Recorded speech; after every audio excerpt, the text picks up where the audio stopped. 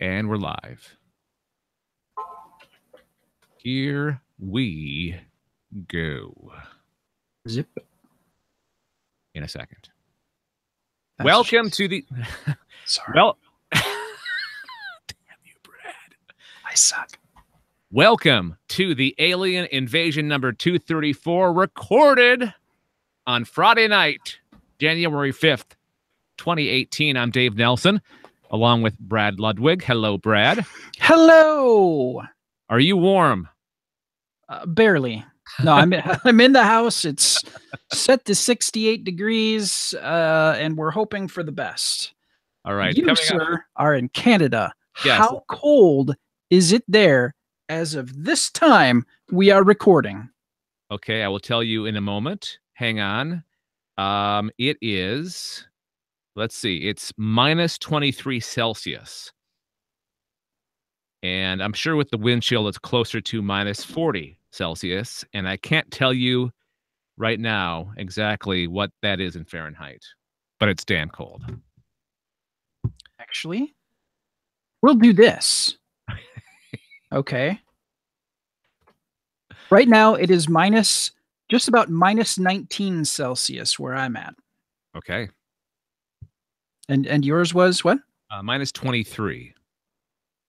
Pretty comparable. We're pretty close. Yeah. Yeah.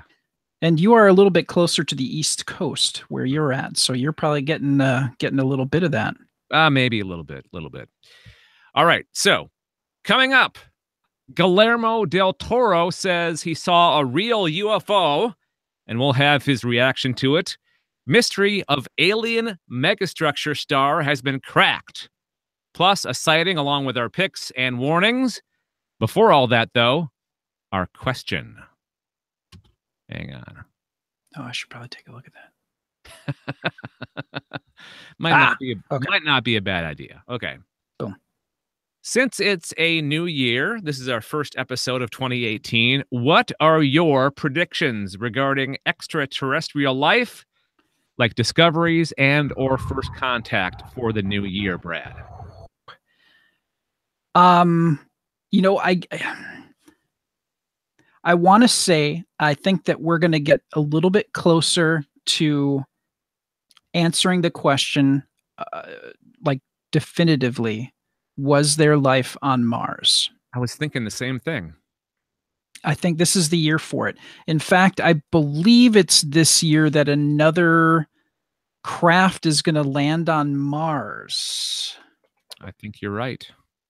You are correct, sir. I can't remember the name of it. It's Orion? Is that the one? Doesn't ring a bell. No, darn it. And of course, yeah, I think it is Orion, but I might be wrong. I'm sure there are people that are screaming at this right now going, what? Yeah. No! But I think it is Orion. Anyways, where am I going with this? Yeah, so I think that we're going to get a little bit more information on that. I'm sorry, I'm looking at 18. Are you looking at a schedule, a calendar? Yeah, I'm sorry. Let's see. Insight. Let's see. A $425 million lander mission with a drill and seismometer is determined to determine the interior structure of Mars. 2 flyby CubeSats called Marco will be launched with Insight. And that will be launched this year in May, this summer. Okay, so it's going up this year. Yeah, which means it's not going to get there until 2020, it looks like. Yeah. Is that right? Yeah. Mm-hmm. Anyways, but we still have Curiosity still doing its thing. Chugging away. And I think that we are going to see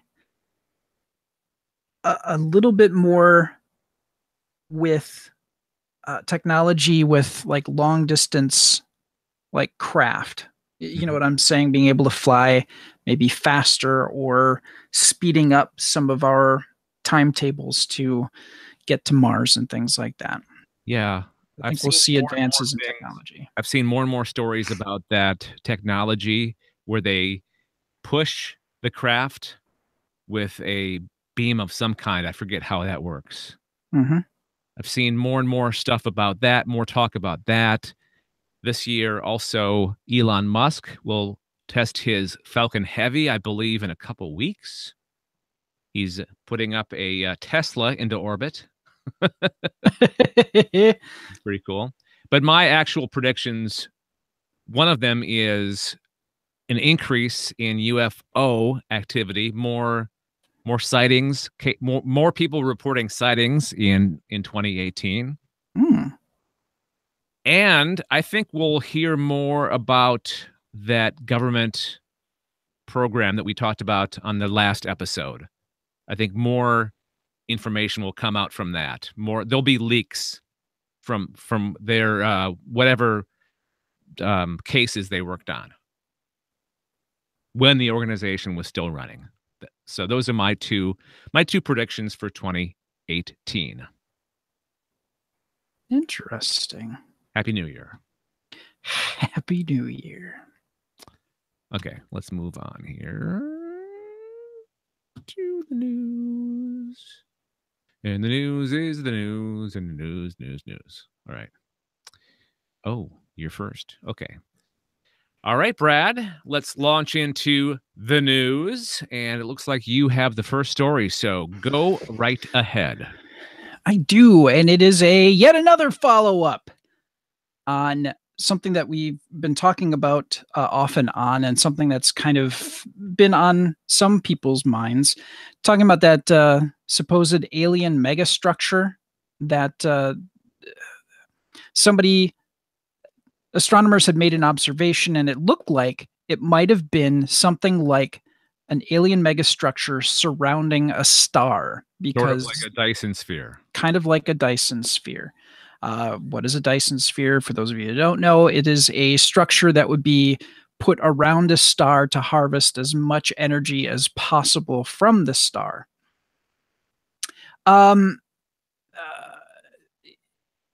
So there's been talk that, oh, what if this is, somebody's building something, or they've, got some kind of structure around the star. So there's been a lot of back and forth. Was it comets? Was it something else?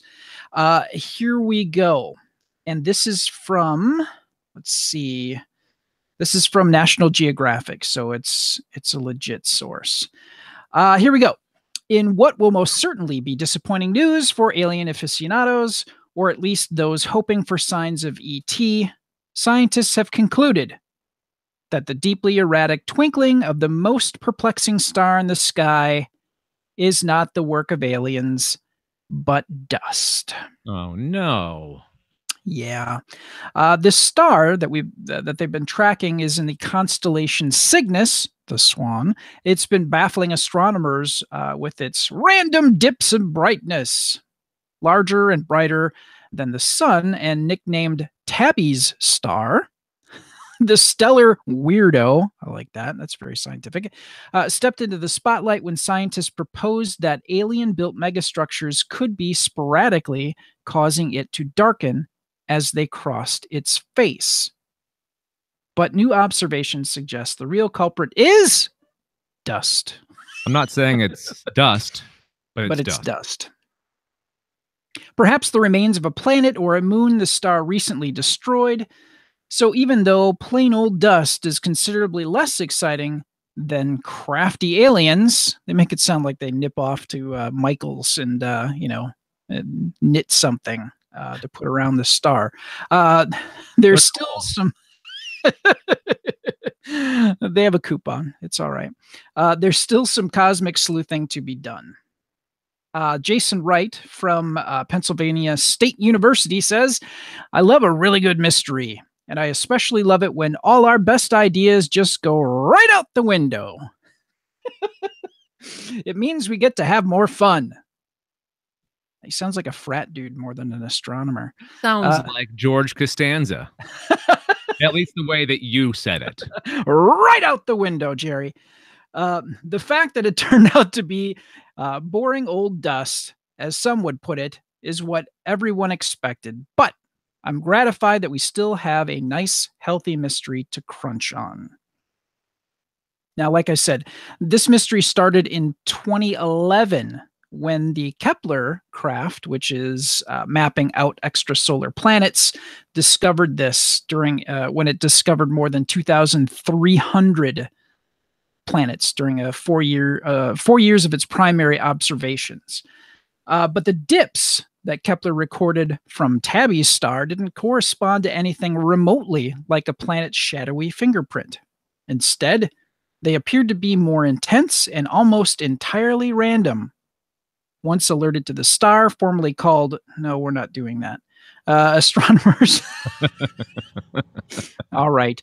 KIC 846-2852 8675309. I love that one. Astronomers couldn't come up with a reasonable explanation for what they saw. Now, for years, this enigmatic star in the constellation Cygnus, the Swan, baffled the astronomers, and it seemed seemingly random dips in brightness, larger and brighter than the sun nicknamed Tabby Star. The stellar weirdo stepped into the spotlight, and that looks like it's a copy of what I already read. All right, moving on. We can fix that in post, right? Yes. Let's see. Yeah, how did I do that? Yeah, it looks like you copied and pasted a couple of them. Boo! Boo! All right, Brad. No, I have not. That's the sad thing. Let's see. Motivated by the burgeoning mystery. I believe that's burgeoning. Burgeoning? Yes. I don't know. I like burgeoning. It sounds like baloney. It sounds like bemoaning, isn't it? Bemoaning? Yeah, bemoaning. Yeah. Okay.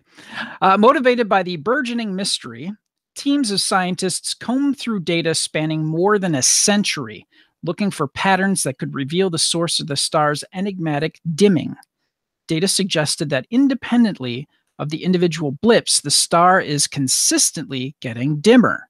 Now scientists are not sure about that either. Astronomers even pointed out that one of the planet's most sensitive radio telescopes. Oh, what? Oh, okay. Sorry. Take two. Astronomers even pointed one of the planet's most sensitive radio telescopes at the star, hoping to hear murmurs of civilization intelligent enough to craft structures so large they sometimes block a substantial portion of the star's light. They heard nothing. Actually, I think they probably heard crickets, actual crickets. I wish we still had the soundboard. Okay, so yeah, they heard nothing. So there was nothing that they could. They didn't have definitive proof as to, was there alien life causing this. So the astronomer, whom the star is named after, Tabby Star, launched a Kickstarter campaign that pulled in more than $100,000 and harnessed the power of a variety of ground-based instruments. Her goal? To catch the star in the act of dimming and get a better look at what might be blocking its light in real time.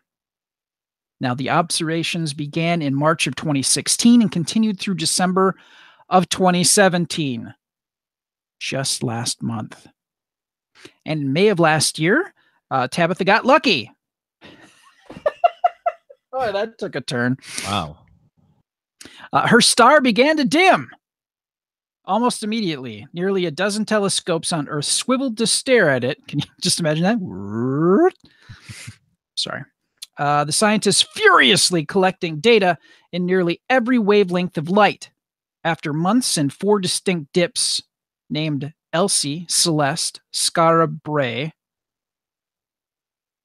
and Encore, the star was no longer visible to telescopes in the northern hemisphere. Tabitha says it was kind of surreal in a way to watch this happen in real time and to be able to do what we have been saying we wanted to do for years, observe it in a dip. Now, Tabitha and more than 200 collaborators have analyzed data from the last 22 months and report in the Astrophysical Journal of Letters that dust is responsible for the dip, and that alien megastructures definitely are not. So there you go. A mystery solved. And now they know it's not the work of aliens. You said that this was discovered for the first time in 2011, right? Yes, that's when I wanted to say Galileo. It's not Galileo, Kepler. That's when Kepler had first got the data from the 2300 extrasolar planets, and they were sifting through the data, and they discovered Tabby's star. Okay, so it wasn't made known until a couple of years after that, right? About 3 years after that, I think. Okay, so I was like, 2011. We've been doing the podcast since 2011. Yeah. I would remember if this story was around for that long. I didn't think it was. No, 3 or 4 years actually, because they had to sift through all that data of 2,300 planets. Yeah, that's a lot. So yeah, there you go. Mystery solved. A number of people are disappointed, but you know what? That's okay. Yeah. This has been quite the tease, because it first came out that, oh, it could be a alien megastructure, and then they're like, no, they backed off, and then but it still could, and then they came back, no, probably not. So this is the definitive, no, it's not an alien megastructure. Yep. Alrighty then.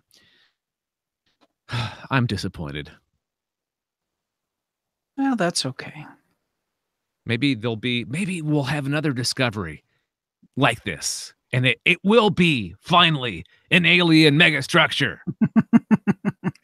Well, maybe someday. Maybe this is the year. Yeah. Add that to our predictions. 2018, the year of an actual alien megastructure being discovered. Boom. All right. I think that's good enough for that story. I will end the recording there, and we'll start the second story of the show. You're going to like this one. Guillermo blah blah blah blah blah blah blah blah. I like it already. Okay. Guillermo del Toro says Guillermo? Okay, sorry. Yeah, the 2 L's are a Y, sorry. I've been saying this wrong this whole time. Guillermo del Toro says he saw a real UFO, and what do you think his reaction was? He thought he could make a movie out of it. No. No? What? His thought was, man, that is horribly designed. Leave it to a director to think something like that. Seems legit. He recently spoke to the Hollywood Reporter about some of the strangest and most supernatural experiences of his life. In addition to 2 encounters with ghosts, he describes how he had a very vivid encounter with a UFO as a young man. Now, this was probably part of the press tour for The Sound of Water. No, not The Sound of Water. The, what's his latest movie? The Feel of Water, something about the water. The Creature in the Water, that movie? Scent of a Woman. No, that's not it. Sorry. Okay. Here's how it went down.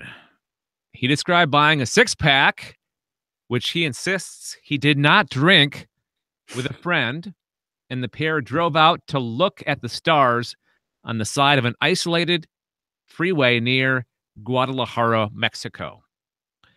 As they sat alone in the darkness, they saw a light on the horizon moving super fast. After they honked at it and flashed their lights, It went from 1,000 meters away to much closer in less than 1 second. Although Del Toro described it as the scariest moment of his life, the Pan's Labyrinth, Pacific Rim, and Shape of Water director couldn't help but note how visually unimpressed, or no, excuse me, how visually unimpressive and hackneyed. Hackneyed. I've never seen that word before or heard that word before. Oh boy. Huh. Unimpressive and hackneyed the spacecraft was. And even as he and his friend were fleeing for their lives. So they're running away as fast as they can. And he's thinking in his head, man, that was a terrible looking UFO. He was thinking, man, that was hackneyed. I am going to grow up and make a movie with a better looking UFO than that. In fact, they won't be UFOs at all. They'll be giant monsters in the ocean fighting giant sea creatures that could be aliens. So I brought it back around to aliens, Brad. What? Yeah. You, sir, are a master. Thank you. It was so crappy, he continued.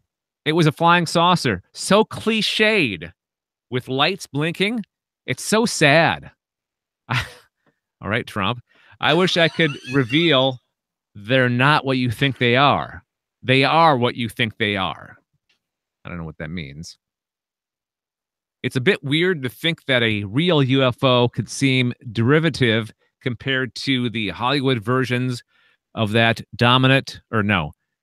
versions that dominate the popular imagination, or that the entertainment industry has created otherworldly conveyances that are weirder and cooler than those allegedly made by real aliens. Still, this was many years ago, and there's no word from Del Toro about the possible stylistic advances in alien technology design in the time since. So there you go. To review it for you, Guillermo, how do you pronounce his first? Guillermo Del Toro, when he was a kid, I think probably late teens. He's still in Mexico where he grew up. He gets a six-pack with his buddy. They drive out to some place on the outskirts of town to look at the stars. And all of a sudden they see this thing moving really fast. It gets super close to them, and they realize what it is. It's a UFO, and Mr. Del Toro thinks, oh man, that is a terrible design. I could have just said that instead of reading the story. I could sum it up. Well, you know what? We took the longer journey. Yeah. But I think it was well worth it. Okay, so let me ask you a question. Okay. Of all the different types of UFOs that we've talked about on this podcast, what kind do you think is the most impressive? A flying disc? A triangle? Is it a triangle? No, a pyramid. Pyramid. There's pyramid shape. There's like just squares, not squares. Rectangle. There's the what do you call it? The they look like triangles. Triangular craft. So of all the craft that we've talked about, what do you think is the most impressive? I know that you've never seen any of these, but from the descriptions that we've read and talked about, what do you think would be the most impressive to see in real life?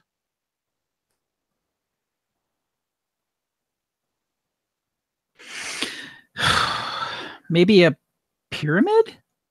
Yeah. I think just because, I mean, we have the Great Pyramids. It would just be really kind of mind-blowing to see something like that. Yeah, I agree.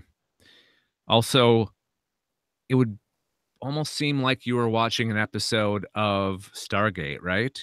Because a lot of the alien stuff from that show was inspired by the Egyptians.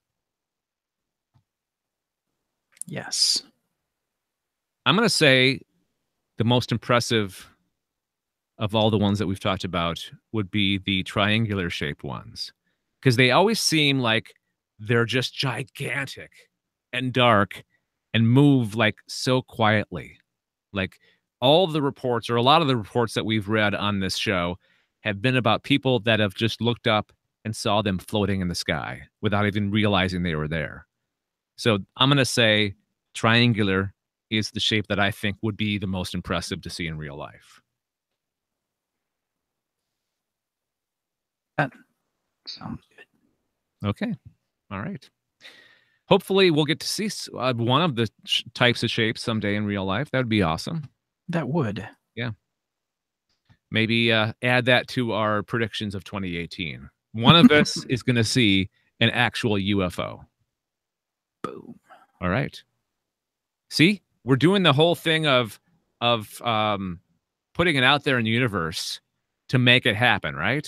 Yes. It's the secret. It is the secret. All right, that's a good place to end right there. Bam.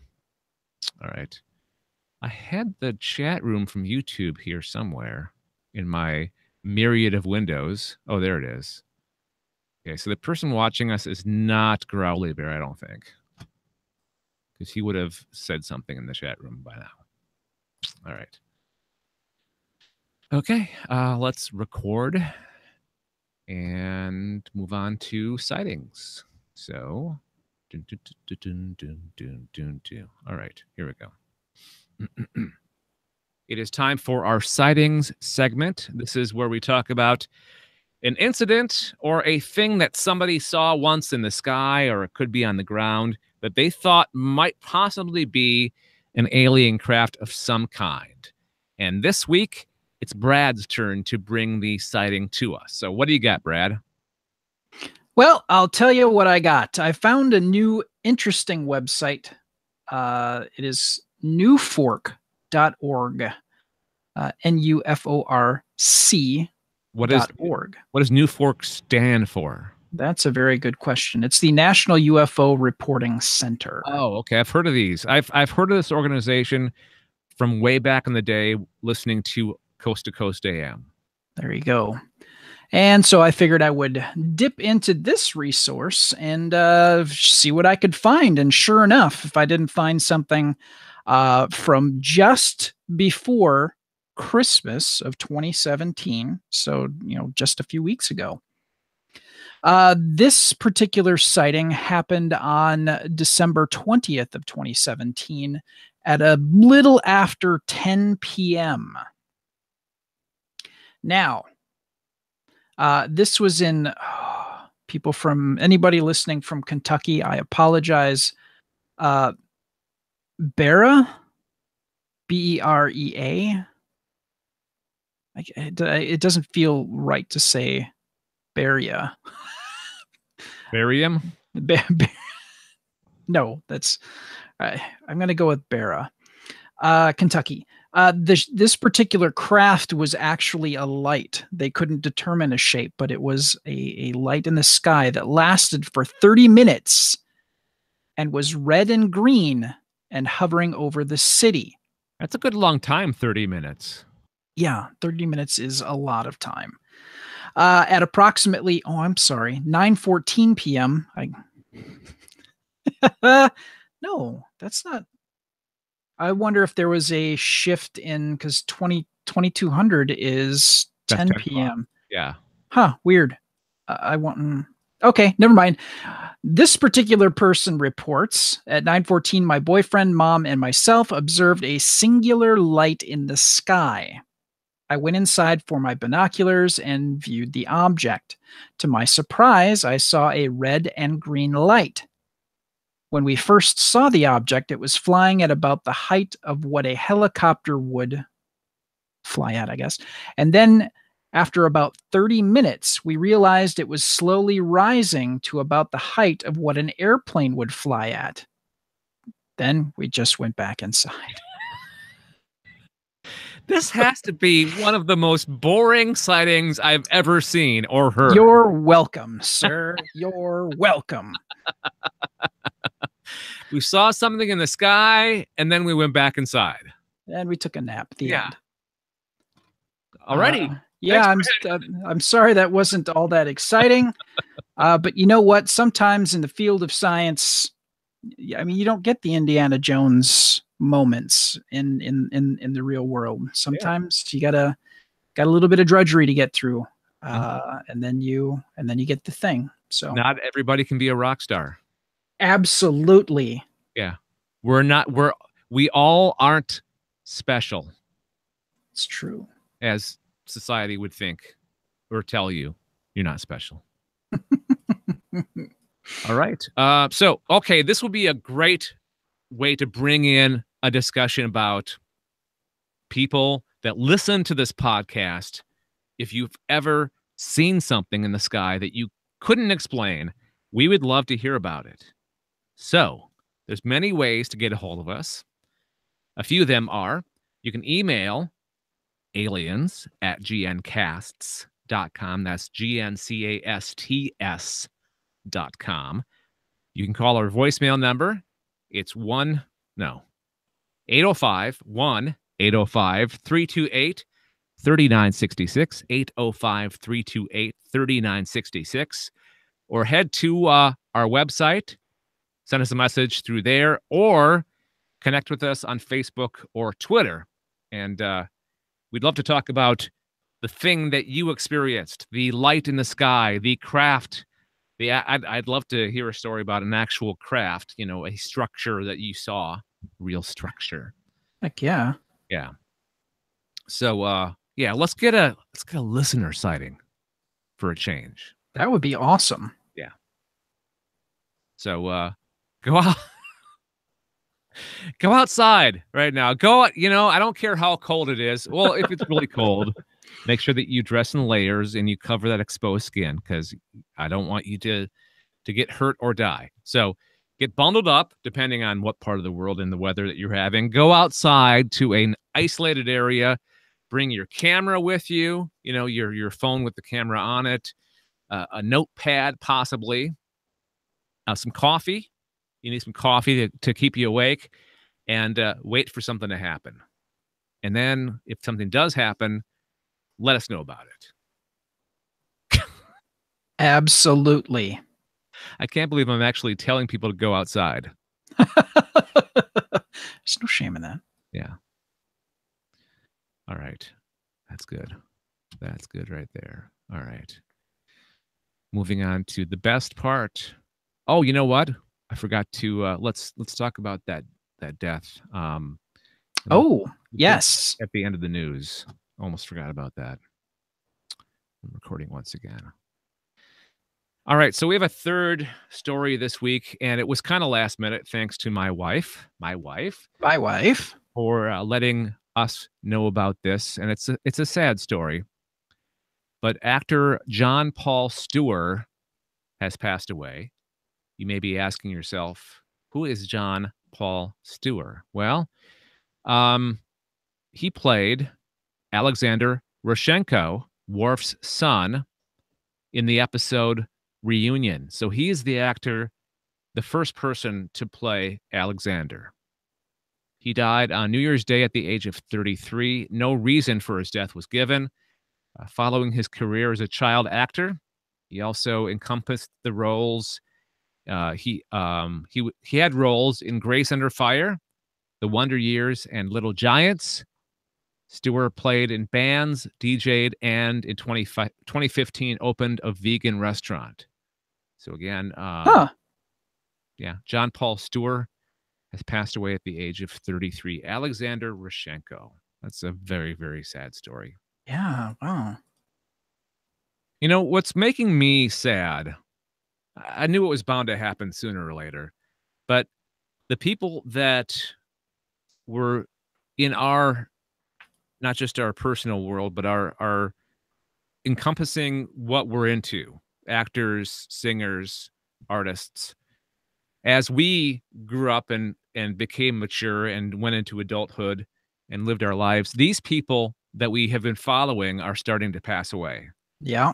Now, he is a special case. He's very young, 33 years old, but there's other actors Like most of the original Trek cast is no longer with us.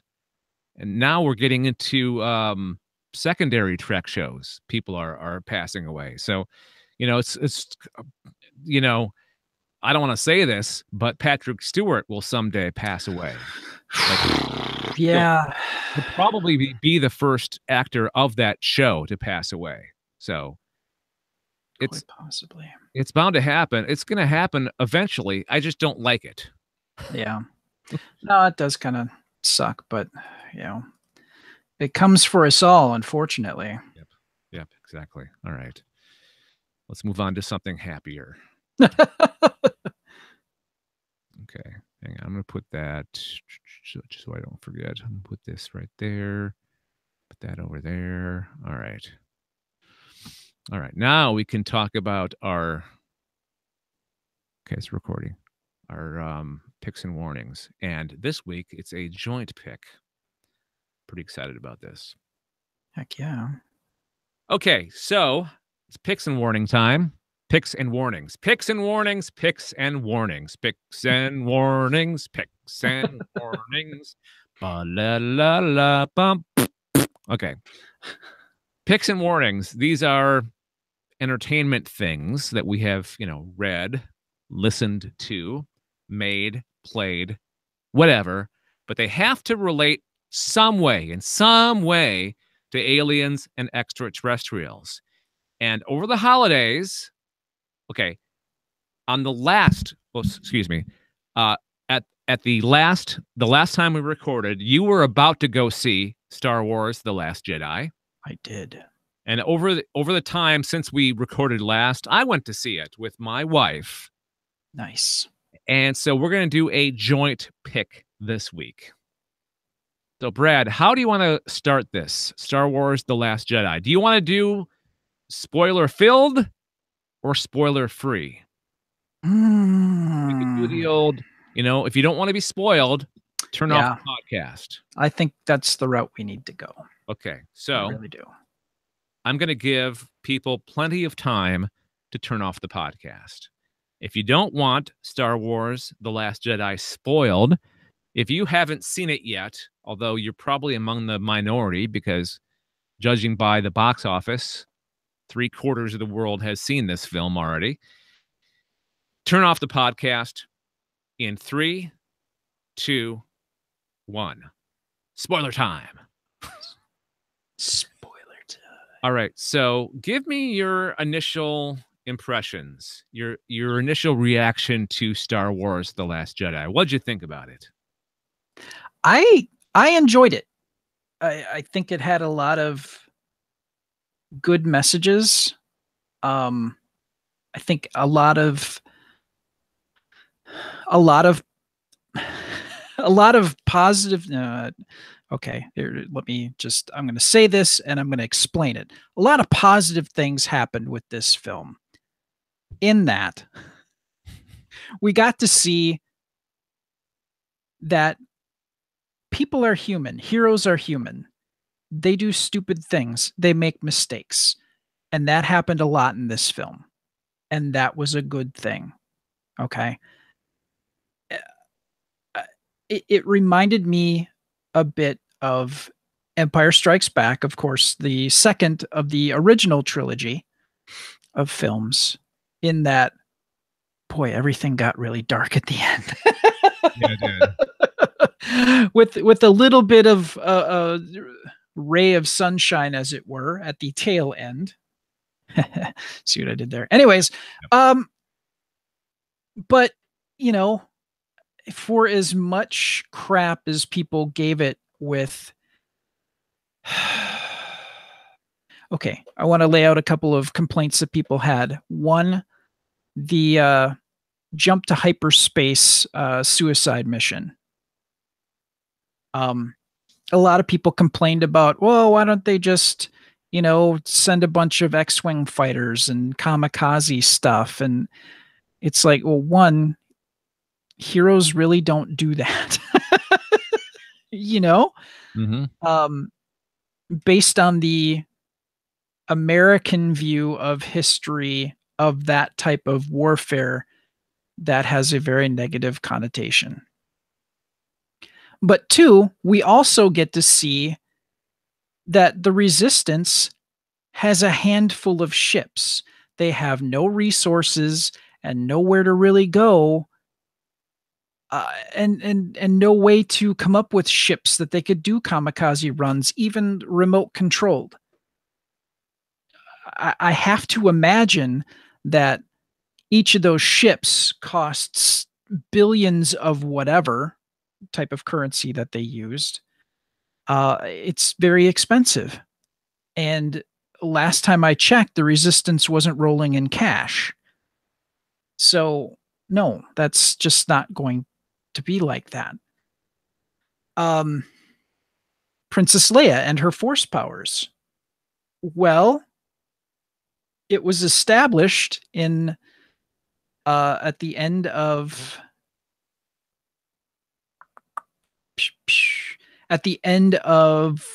Return of the Jedi that, well, actually it was established in Empire, and kind of totally finalized, and we fully understood it in Return of the Jedi.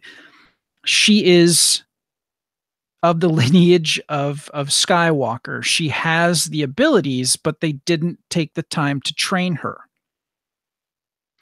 Now, okay, now people are going to say, well, she was never trained in force powers. How could she do that? There are documented cases of people doing extraordinary feats of, like, you'll read the occasional story of a mother or a father who has a child who is trapped under something impossibly heavy, and an adrenaline rush in that moment where they perceive such danger that they do something so extraordinary that they can't do it normally.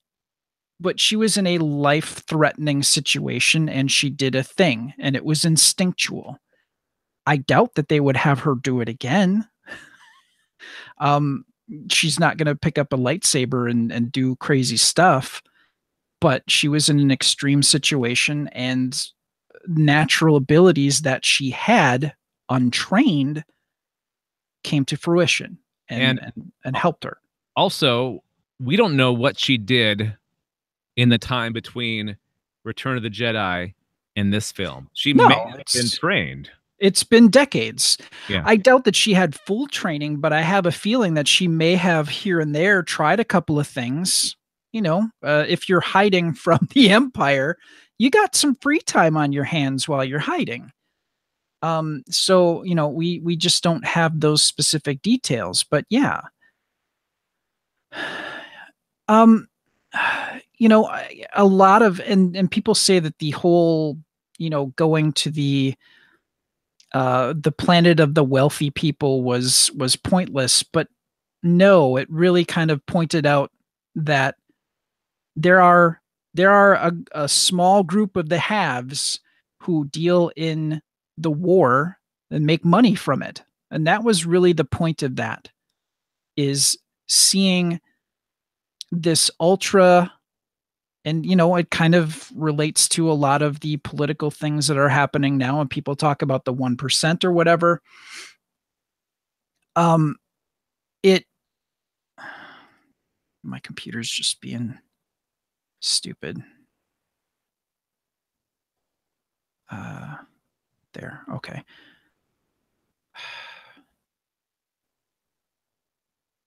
I apologize. Okay. The beauty of this is we're recording the whole thing, but I go back and edit it. So there. My computer's like, oh, you need to restart. No, I don't. No, not a good time. Not convenient. Not now. No. There. Okay. 10:05. There. We are done now. Thank you. Okay. So, yeah, we have the ultra wealthy folks on this particular planet. We know that this planet people dealt in the selling of armaments and arms and ships and whatnot on this planet, and they made a lot of money, so they had this casino planet. That's not really outside the realm of anything that it makes sense. Why wouldn't you? Uh, I thought I didn't find it wrong in any way to point that out. I also thought it was cool that they're expanding the universe a little bit, like seeing us more of the Star Wars universe, because we don't usually get that in these films. Yeah. The other people that are around. Yeah, it kind of made it a little bit more kind of a living and breathing. Not everybody's fighting the war. The universe it goes on, and there are some people that profit from it, and we got to be introduced to them. Not outside the realm of whatever. So all in all, I really enjoyed it. I thought it was a great film, and I'm glad I saw it, and I look forward to seeing the next film. Yeah, I'll freely admit it's not a perfect film, but I enjoyed it. I enjoyed it probably as much, if not more, than you did. I thought it was. I didn't feel bored at all during the film. Like I was captured by it, and I don't know if it's the reason, but what made it more enjoyable for us is we watched it on IMAX. And it was my first time ever watching like a feature film on an IMAX screen, and it was pretty cool. So that added something to it, but I think even if I would have watched it in a normal theater, I would have enjoyed it just as much. I thought it was I liked how they expanded on the characters. Like we learned a little bit more about each character, and the introduction to a couple of characters, like I forget her name. What was her name? Rose Canto? Rose, yeah. I thought she was fantastic, and I'm looking forward to her coming back. And I think I know one of the reasons why they introduced more characters is because the next film, there's probably not going to be any of the original film characters besides the androids, maybe, in it. Because Leia, obviously, Carrie Fisher's no longer with us. yeah, she can't film it. Luke is in the Force somewhere. Han Solo's dead. Chewbacca's still around, but he doesn't talk. Yeah. So the humans, the original trilogy humans, are no longer with us. So they're trying to, speaking of the universe, maybe expand the universe of characters a little bit more. And I'm really looking forward to that third film and the introduction of the next trilogy, the non-Skywalker trilogy.